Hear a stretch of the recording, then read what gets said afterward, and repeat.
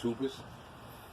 Today we're going to be working on a Mercury 1985 90 horsepower Tower of Power inline 6.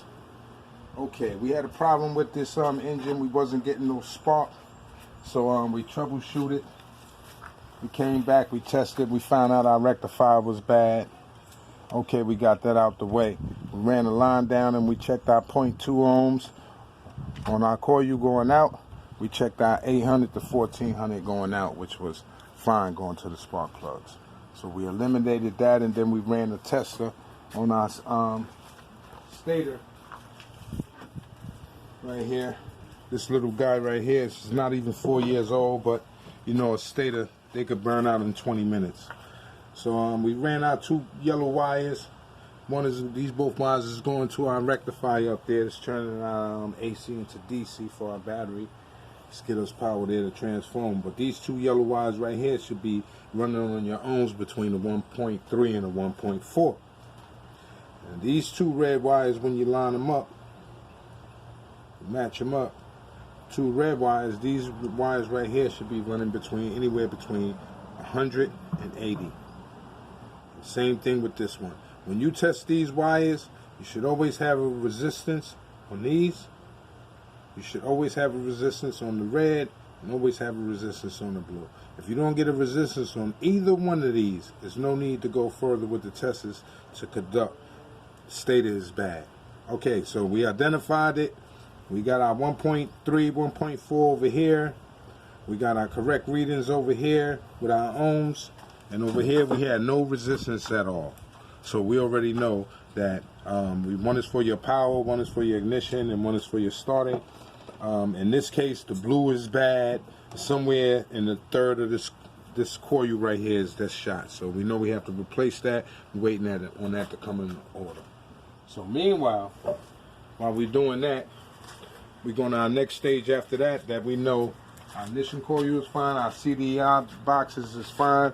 These CDI boxes usually go bad. It's usually the wire, and they don't go bad that often, but sometimes the wires get a little corroded, and if you put your meter test on there and you wiggle the wire around and your resistance is jumping, 9 out of 10 that you have a bad wire, and sometimes you could change your wire and everything be fine. But in our case, this one is bad, so we're going to change that out.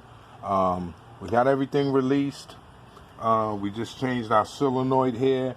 We changed the rectifier, and then again, when you're changing the flywheel, it comes with 3 components. You're going from your flywheel, from your stator, your trigger, and your rectifier. When you're changing these things, these are 3 products that you must check because they go in pairs of 3s or 2s, or however you want to label it. So now we know that our stator was bad, so we ran a test on our trigger now. We want to make sure our trigger is running fine.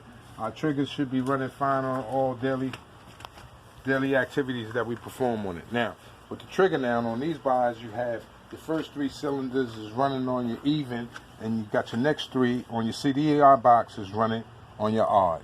So it's not hard to get confused. It looks like it's confusing, but it's real simple. Just pay attention. So what you would do on this when you're testing your trigger to see if it's working, the first thing you would do is take your brown wire from here and put it with your purple wire. You should be reading anywhere between 800 to 1400 ohms. So we test that, and on our readings on that, we got 1295, so we know that that was good. On the next wire, we tested our white wire, and we tested our brown wire.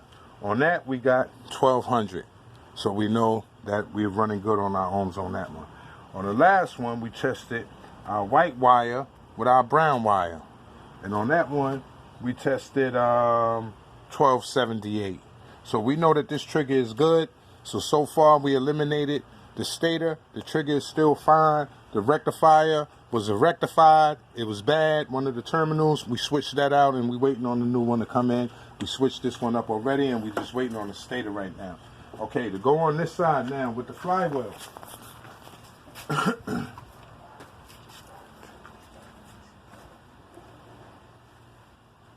Go to your flywheel. If you look at these digital readings right here, and if you look real closely over here, you'll see 3 dots. These 3 dots represent your 4th tooth away from your once top dead center alignment. So when we put this back on, this bad boy, we're going to go over here to the engine. This bolt right here is going to our throttle, making sure that our throttle shifter is in neutral when we do release this. We're going to remove this bolt right here, and right here is what this knob, our throttle adjustment idling is right here. It's going to hit flush up against this right here. We're going to go to our number 1 pressure, and we're going to take this, which this spark plug, one top center, will be removed out, and we have our flywheel on, and we would adjust our fly. All right, we're going to come back with part 2 of breaking down the Mercury 90 1985 Tower of Power, and we'll get back to breaking down the ignition troubles and troubleshooting.